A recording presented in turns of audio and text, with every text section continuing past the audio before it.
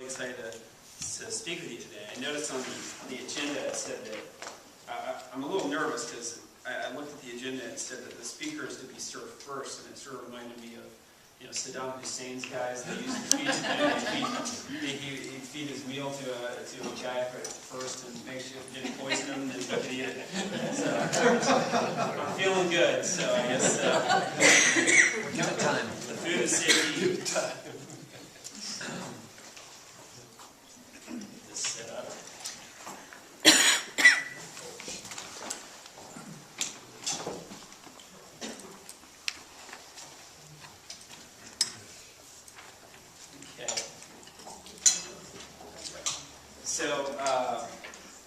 It's an honor to be here, and I want to congratulate you all on 100 years of serving this community. That's such an exciting milestone, and I love making it out to East Bay. I've kind of hit the East Bay Chamber of Commerce circuit these days. I did Lafayette recently, just been in a 5-county event not too long ago, and really loved coming out and speaking at these chambers because you all are the lifeblood of these local business communities, and as I said, it's very great to be here. I look forward to talking to you a little bit about Yelp. Before I get going, how many folks in this room had, prior to this event, never heard of Yelp? Never heard of it. Never heard of Yelp. Great. Usually that's what you see in the greater Bay Area, that folks have typically heard of it. How many of you have used Yelp as a consumer? Maybe you've looked up a restaurant or found a local business on Yelp. Great. How many of you have a business listing on Yelp, either with or without reviews? You notice that you have a presence on Yelp. Okay. Of those that have a presence on Yelp, how many of you have somehow engaged, either unlocked a free business page or become an advertiser? Okay. Great. Responded to a review, maybe. Great. Well, that's good. A lot of it looks sort of based on the hands. It seems like a lot. It seems like a lot of folks. Pretty much, there's some opportunity here to leverage Yelp's free tools, build out a rich presence. I notice a few of the businesses here are B2B, and Yelp traditionally has been. It was started as a B2C type service. It really, in 04, 05, our CEO had just moved to San Francisco. He had finished up the sale of PayPal to eBay. He was part of the early team that created PayPal, and when it sold to eBay, a lot of these guys went off and sort of spun off their own companies. YouTube was probably the most famous example of a company that came out of what was called the PayPal mafia. So anyway, so Jeremy created this company, Yelp, and the question that they were trying to solve is, how do you find a great doctor online? So that was sort of the genesis question that created Yelp. And really, there were a lot of companies that preceded. You had City Search, was probably the most prominent, that came about 5 years before. And online reviews are not really a new thing. I mean, they've been around for a while. But Yelp has set out to do it a little bit differently, and in the process, we've grown a ton. I would argue we've done probably as good a job as one can at putting stuff online that does a really good job at predicting the kind of experience that you're going to have offline. So I'll talk a lot more about this in the presentation. Hopefully, we'll have plenty of time for questions. So, why do we exist? We exist to connect people with great local businesses. Plain and simple. I'm a consumer, I need a veterinarian. So I do a search on Yelp, and I see a list of businesses that are available. I'm a business owner, I want new customers. I'm using this medium to connect with new customers. We exist to connect people with great local business, and the local business community like Pittsburgh is vital to Yelp's success. As I said, we started in late 04, early 05, and the timeline of reviews spans back to the late 70s. The GATT was really the first that institutionalized reviews as a way to guide consumer spending decisions. And what we've seen is that this has become more and more important as more people use the internet. as consumers flock to the web, why would you buy a product or go patronize a business if you could have a pretty good predictor of what that experience is going to be like simply by doing a quick search? And so a recent study by Pew in September found that 3 out of 5 consumers use online review sites like Yelp and Amazon and others to guide their spending decisions whenever they're using services or purchasing products. I'd be surprised if, even passively,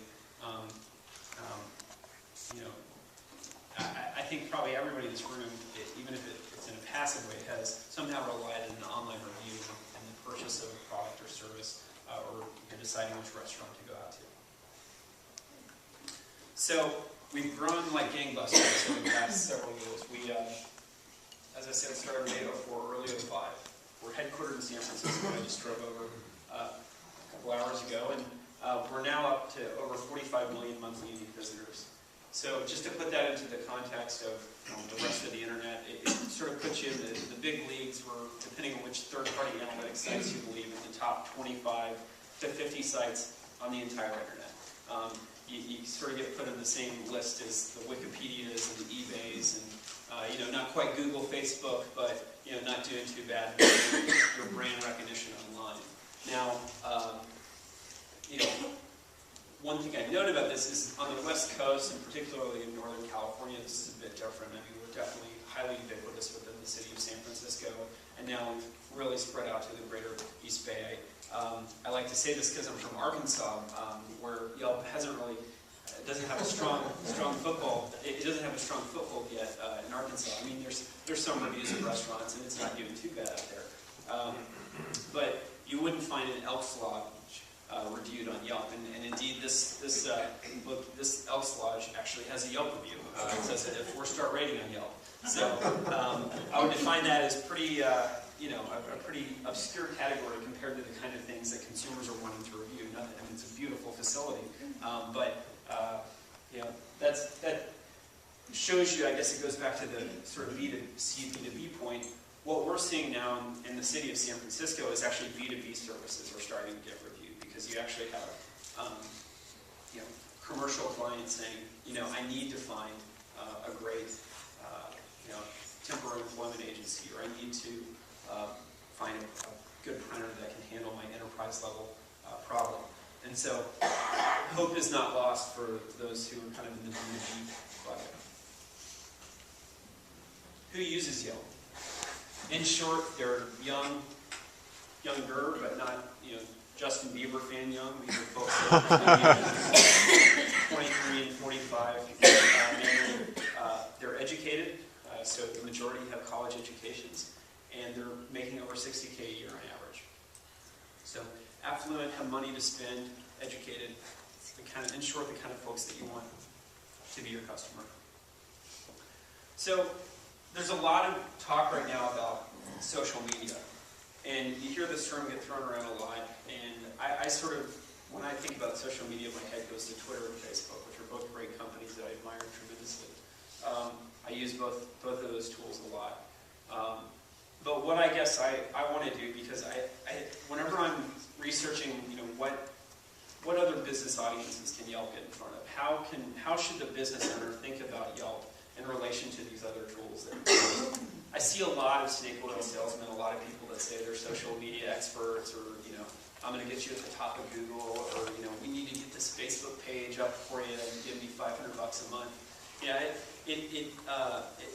Be suspicious of anybody who is charging you to set up a Facebook or Twitter account and maintain it, because those are typically free services unless you buy the advertising products. Yelp also, by and large, is free. We have search advertising, which I'll show you in a sec. But pretty much, if anybody is trying to sort of sell you these things, be suspicious. Because really what social media boils down to is just kind of showing up and being authentic, being yourself, not trying to spin, not spamming your customers, but participating in the conversation and having a presence. So I think it's important to have a Facebook page, and I think it's important to be on Twitter. But another sort of conceptual distinction that I want to make is that Yelp falls within this social media umbrella. It's one of many tools that exist for business owners out there. But Yelp is transactional. And what I mean by that is, I've never gone on Facebook and said, where am I going to buy flowers for my girlfriend for Valentine's Day? I've never gotten on Twitter and said, which place am I going to dinner tonight? Now, what I do on Facebook and Twitter is I'll follow restaurants that I like, and occasionally I'll see something, just a killer promotion come across my newsfeed on Twitter that says, hey, there's free drinks with your dinner tonight if you go to this restaurant on Tuesday on a slow night. It's like, hey, that sounds like a good deal. I'll go out there. But the difference between Yelp and Twitter in that, or Facebook in that instance, is that on Facebook, I'm literally raising my hand, or I'm saying, I like this. That's what the button has. It's a thumbs up. It says, I like this business. Or on Twitter, it says, I'm following this business. And so I'm defining myself as a fan, a follower. In other words, I already know that business exists, and I want updates from that business. I'm opting in to information about that business. Yelp is a completely different animal.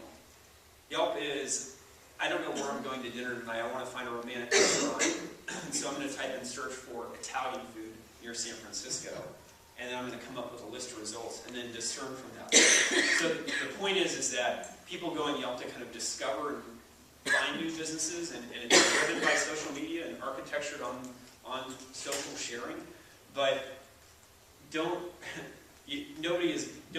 invest a ton of time in a Facebook page if your goal is to attract new customers, because those are now Facebook's great if you want to kind of keep the plate spinning on your existing customers, and you should actually solicit your customers to tell them to fan you on Facebook, so you get more buzz on Facebook and Twitter. But Yelp is a totally different animal. On Yelp, you actually want to be discovered. You want to do things that make you more discoverable, and so I'll talk about some of that stuff. I hope that makes sense conceptually. The takeaway line is, on Facebook, you go to look at pictures of your ex-girlfriend. You don't go to, I mean, it's true. I love Facebook. I'm not maligning Facebook. I really love it. But I probably spend more time on Facebook throughout the day than I do on Yelp. Because in Yelp, it's a means to an end. I'm going there, it's like, okay, where am I going to spend money today? In Facebook, I'm going there to socialize. So, beat that horse to death. I hope that makes sense. All right, so before I worked at Yelp, one of the assumptions I made, and I think this is a common thing I've heard tossed around, and it's just not true, so I'm here to tell you it's not true, is that if somebody's going to sit down on the internet and write about an experience they have with a local business or a service, it's because they're mad about something. It's because they're really irked about the experience. And it turns out that that's not the case. And this isn't just on Yelp. If you do a semantic analysis of the internet, Twitter as an example, when people share about products and services, they're actually praising them. And about this distribution, they're saying we've got 85% of reviews on Yelp are 3 stars and above. You have about 67% of those being 4 or 5 stars, and then 15% being 1 or 2 stars. So, this makes sense if you think about it. If I'm out transacting in the real world, maybe about 1 out of my 7 experiences will be kind of crummy. But the rest, not too bad or really great. And so, there's a couple takeaways here. The point of this distribution is that it would be weird if we had 95% positive reviews and 5% negative reviews. This, I think, does a good job at reflecting what is real life. The other important thing to take away from this is that no business is perfect, and you can't please 100% of your customers 100% of the time. How many of you have Yelp pages again? Or you definitely have a Yelp page? How many of you of those hands have never received a negative review? Never received a negative review? I don't think we have. What I'm here to tell you is that everybody in this room will get a negative review someday. It's nothing to freak out about. The fact is that consumers are sizing up that negative review as much as they're sizing up that customer that wrote up the negative review as much as they're sizing up your business. They're taking it with a grain of salt. Now, if you have 10 reviews that say your bread's stale, and they're all sequential, and they're all within the last 6 weeks, your bread's stale. You need to change that. But But, you know, we've actually